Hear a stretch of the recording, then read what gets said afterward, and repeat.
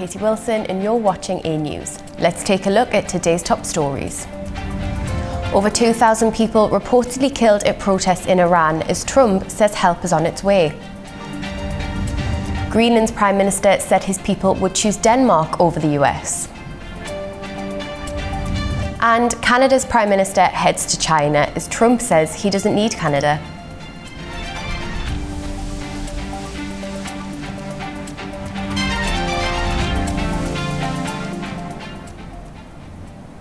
Good morning. US President Donald Trump says that help is on its way as over 2,000 people have reportedly been killed during nationwide protests in Iran, according to a US-based human rights group. However, Tehran accuses Trump of encouraging political destabilization and inciting violence. More than 2,000 people have been killed during Iran's crackdown on nationwide protests, according to a US-based human rights group.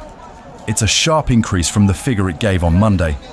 Human rights activists' news agency also says there have been more than 16,000 arrests during the past 17 days. According to the group, the shutdown of internet, mobile and landline services has slowed the verification of casualties, with information still coming in from sources inside the country. An Iranian official separately told Reuters that around 2,000 people had been killed, but blamed what he called terrorists for the violence. It's the first time authorities have given an overall death toll. Speaking to reporters at Joint Base Andrews on Tuesday, US President Donald Trump said Iran was on his mind and that he was waiting for what he described as accurate figures before deciding how to act. Iran is on my mind when I see the kind of death that is happening over there, we think. So we're going to get some accurate numbers. I'll have it in about 20 minutes. We'll get some accurate numbers as to what's happening with regard to the killing. The killing looks like it's significant, but we don't know yet for certain. I'll know within 20 minutes. So, and we'll act accordingly. Earlier, Trump urged Iranians to continue protesting, warning on social media that Iranian authorities would pay a big price for the killings and saying help was on the way. Speaking later in Detroit, Trump urged US citizens and allies to leave Iran. The protests, initially triggered by Iran's collapsing currency and rising living costs, have spread across all 31 provinces and widened into broader demands for political change. Despite weeks of unrest and mounting international pressure, diplomats and analysts say that there are still no clear signs of fractures within Iran's security leadership that would threaten the survival of the Islamic Republic. Well, Germany's Chancellor Friedrich Merz has criticised Iran's leadership amid these nationwide protests. During a visit to India, he voiced concern over the government's use of force and questioned its legitimacy. Merz said Germany is working with the US and European partners and suggested the regime's hold on power could be coming to an end.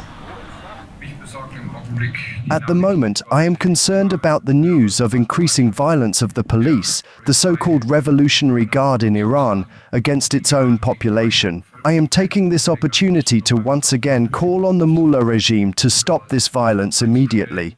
If a regime can only maintain its power through violence, then it is effectively finished. I assume that we are now seeing the last days and weeks of this regime. Greenland and Denmark are presenting a united front and high-stakes talks with Washington as President Trump steps up pressure over the Arctic territory's strategic value. With sovereignty, NATO unity and Arctic security on the line, the dispute is fast becoming a major test for Europe and the transatlantic alliance. Our correspondent Anita Sharma has more. Welcome to This Day in Europe, where foreign ministers of Greenland and Denmark are holding high-level talks at the White House with U.S. Vice President J.D. Vance and Secretary of State Marco Rubio.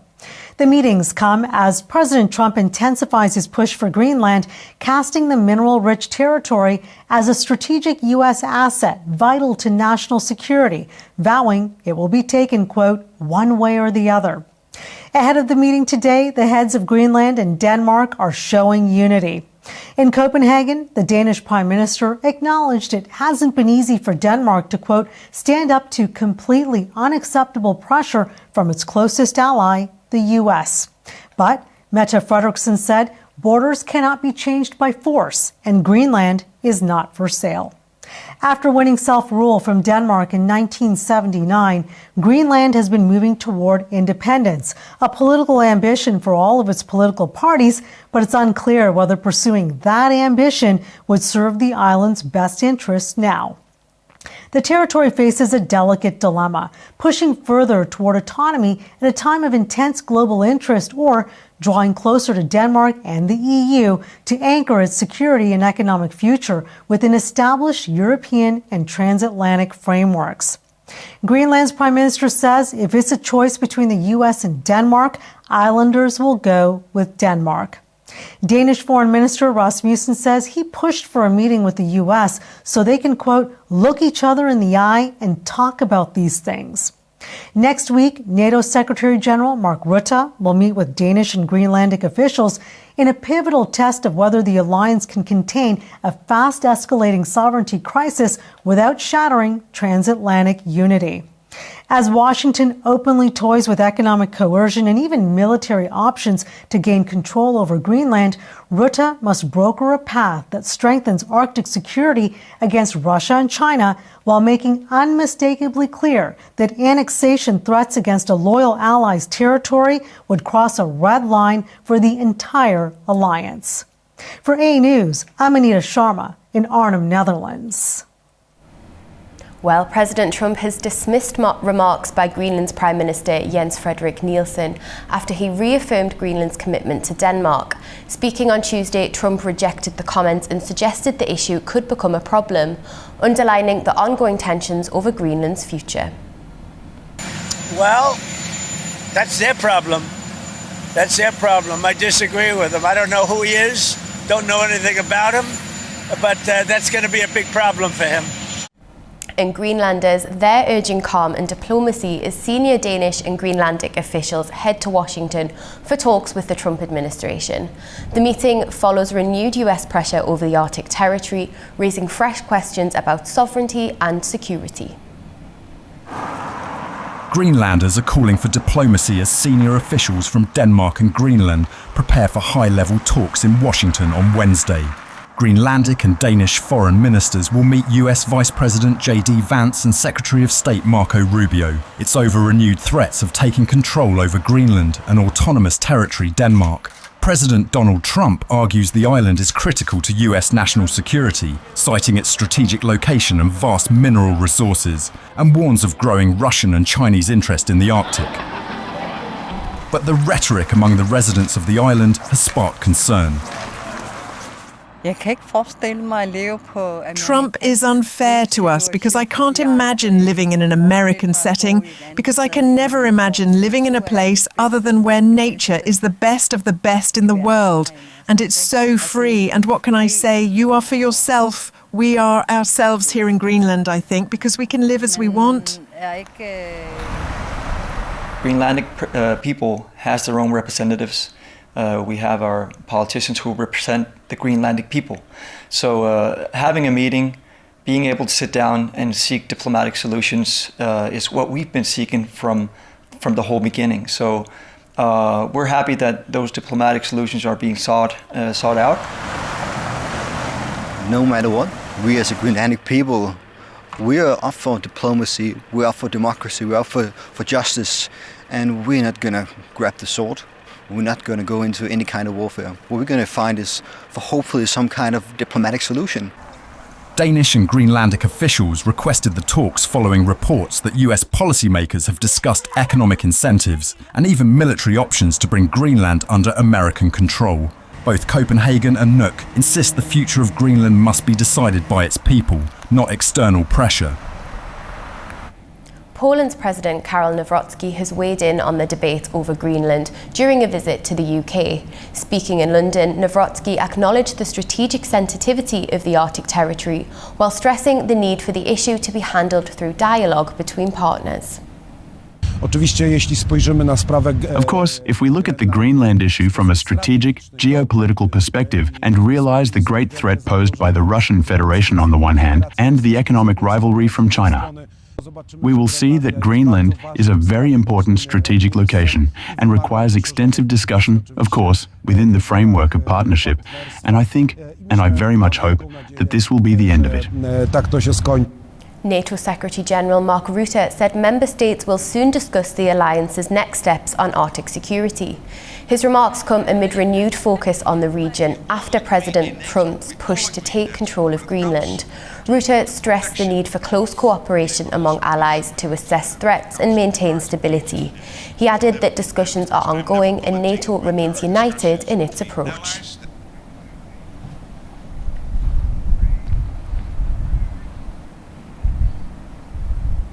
To other news now, and the United Nations reported that 2025 was the deadliest year for civilians in Ukraine since 2022.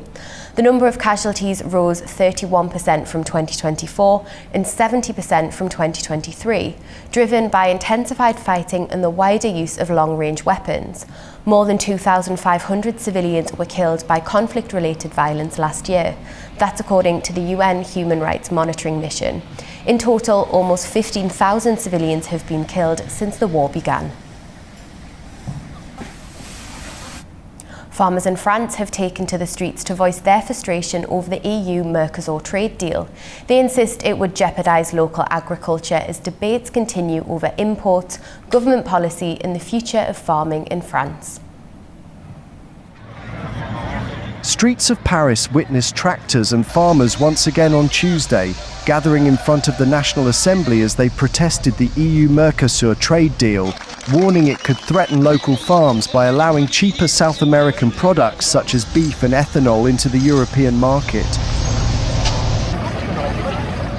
More than 100 farmers, along with around 350 tractors according to police estimates, camped outside the Parliament building to make their demands heard. Earlier in the week, another union had brought tractors near the Eiffel Tower and the Arc de Triomphe, highlighting the growing frustration across France. The demonstration was organised by the FNSEA, the country's largest farm union. I think France would be wise to examine whether we should maintain production capacity within the country, because when we've closed all our sugar refineries and slaughterhouses, we might wake up one day and realise we can no longer feed the French people. So it's a fight for farmers' interests, but it's also a fight for society as a whole to preserve French production capacity for tomorrow. Farmers are already planning to take their protest to the European Parliament in Strasbourg on January 20th. The EU-Mercosur deal, approved last Friday by most member states despite France's objection, is putting pressure on the government, with farmers warning cheaper imports could harm local agriculture. Federal agents and protesters clashed in Minnesota on Tuesday following nearly a week of demonstrations over a fatal shooting by an immigration agent. The confrontations come as the state sued the US government over a surge in federal immigration enforcement. Demonstrations have continued in Minnesota nearly a week after the fatal shooting of a woman by an immigration and customs enforcement agent last week. Federal agents and protesters clashed outside a federal building and in surrounding communities on Tuesday as demonstrators say they're standing up for democracy. I don't want to be here. I'd rather be out running, having a swim, something like that. I go to work. I'm close to retirement. I don't want to be here. But if I don't show up, that's even worse. It's unconscionable to not stand up and say this is wrong. This is part of democracy.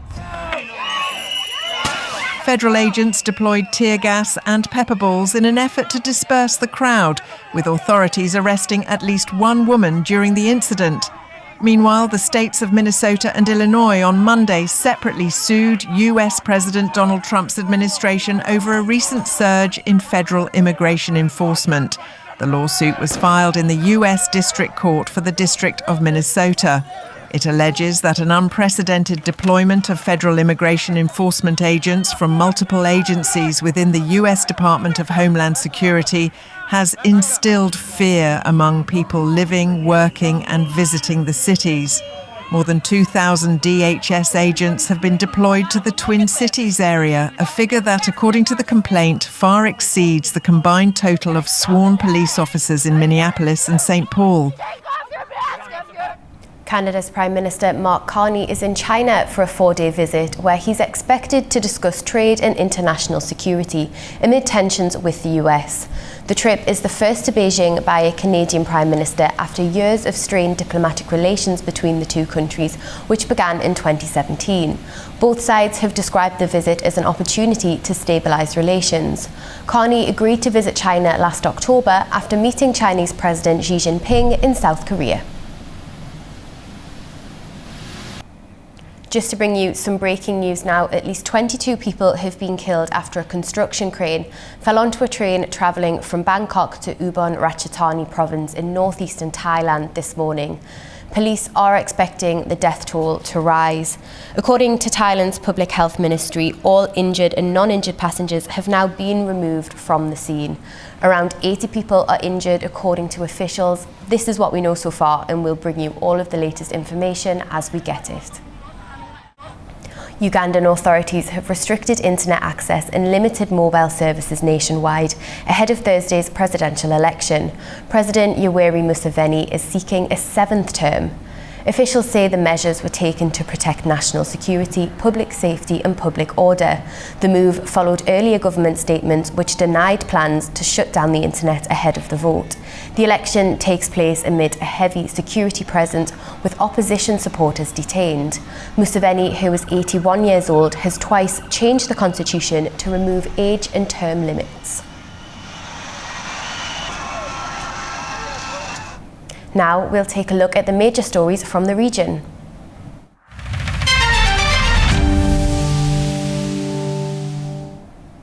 Both the US and Armenia have approved a joint statement on the Trump Route for International Peace and Prosperity implementation framework, known as the TRIP. It's after US Secretary of State Marco Rubio and Armenian Foreign Minister Ararat Mirziyoyan met in Washington to discuss the agreements made last August. US officials say Washington plans to provide Yerevan with $145 million to help finance the project, in which the United States would hold a 74% share. Rubio described the project as a potential global model for promoting economic growth and prosperity. The sovereignty of Armenia. There's no sovereignty issue here. Armenian authorities plan to remove Russian border guards from the Akhurik checkpoint on the border with Turkey. That's according to a diplomatic source. The handover decision has reportedly already been made, while Russian personnel are expected to remain at the crossing. Preparations are reportedly underway on both sides, with Turkey already carrying out construction work at the Margara crossing, raising expectations the border could reopen soon. According to the source, Armenian law enforcement officials have privately voiced concerns that changes at the border could lead to an increase in illegal crossings. Georgia has finalised its natural gas import plan for 2026, setting the stage for one of the country's most consequential energy strategies in recent years. Let's take a look at how this decision reshapes Georgia's energy dependence and its broader geopolitical implications within the region. Georgia's Ministry of Economy and Sustainable Development has approved the 2026 natural gas balance, projecting total gas imports of 3.34 billion cubic meters. Of this volume, approximately 2.9 billion cubic meters, or approximately 88%, will be sourced from Azerbaijan, solidifying Baku's role as Tbilisi's dominant energy partner. Russia is expected to supply only 400 million cubic meters, with domestic production remaining marginal at around 14 million cubic meters. This planned 2026 structure reflects a continuation of Georgia's long-standing reliance on Azerbaijani gas, rooted resulted in contracts tied to the South Caucasus pipeline and Shah Deniz field deliveries.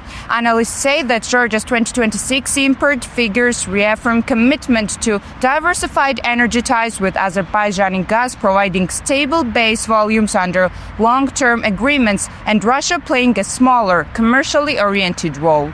Geopolitically, maintaining a strong partnership with Baku aligns Georgia with energy flows that connect to European supply corridors, even as global dynamics, including EU efforts to curb Russian energy imports, evolve. Georgia's strategy demonstrates an effort to balance national energy security with regional diplomatic considerations. Nini Nikolaishvili, Tbilisi, A-News. Baku hosted the 6th meeting of the Azerbaijan-Italy Intergovernmental Commission on Economic Cooperation, bringing together senior officials from both countries. The talks focus on strengthening cooperation in key economic and strategic sectors. Italy is one of Azerbaijan's top trading partners, accounting for more than a quarter of the country's total foreign trade.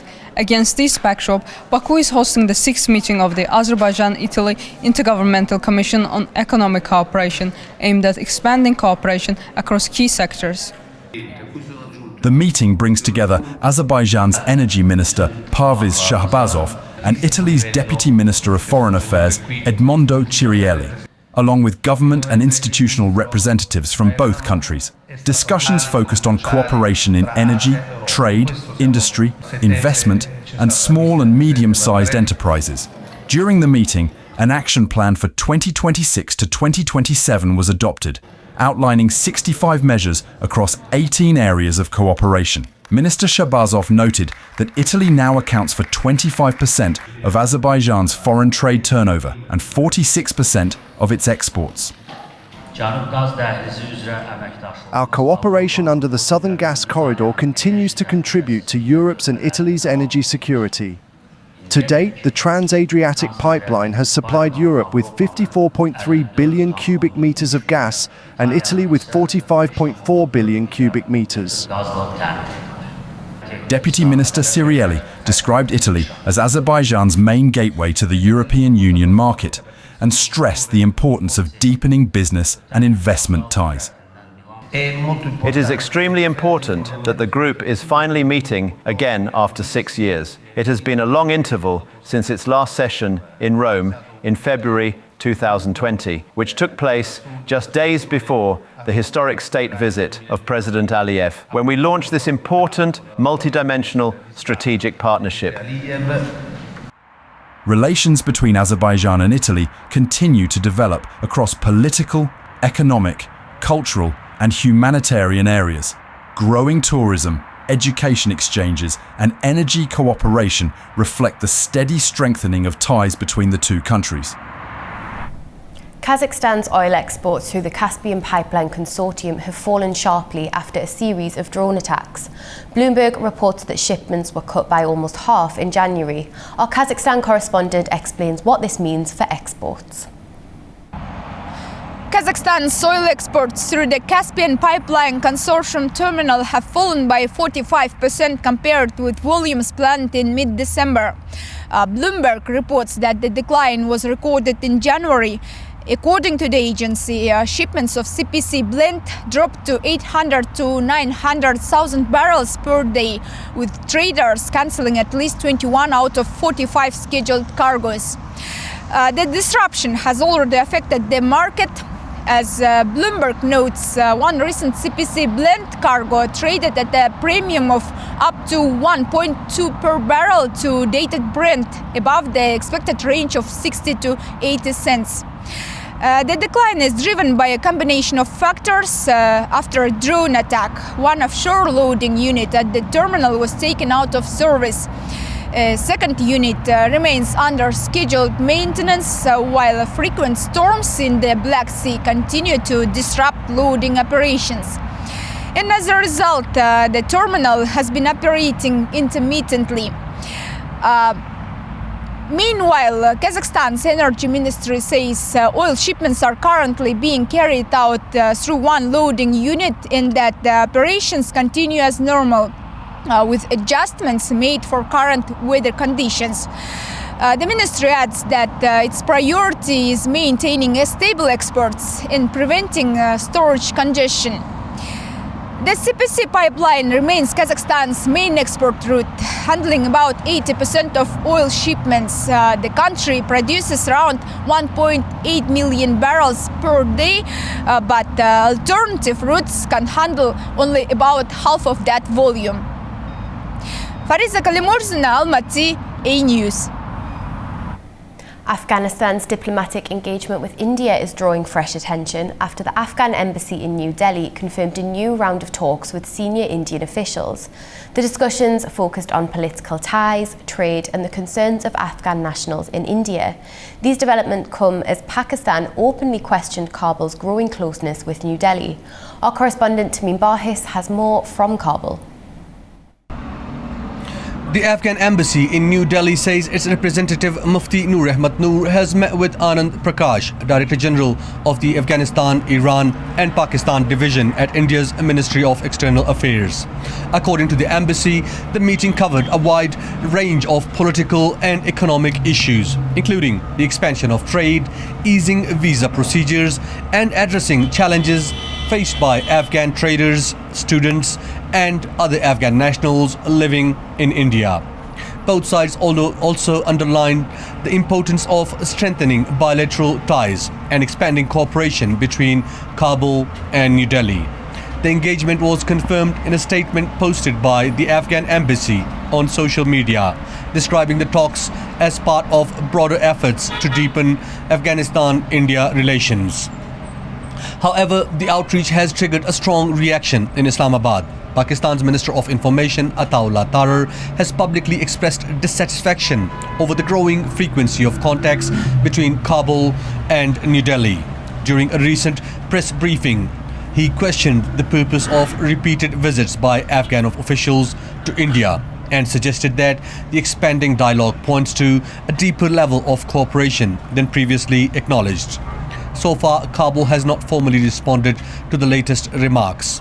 But Afghan officials have consistently maintained that Afghanistan conducts an independent foreign policy and that improved relations with India does not come at the expense of ties with Pakistan. The latest meeting in New Delhi appears to reinforce that stance as Afghanistan continues to broaden its regional engagement amid shifting political and strategic dynamics in South Asia. Tamim Bahis in Kabul, A News. You're up to date with world news for the hour. Thank you for watching and stay tuned to A News.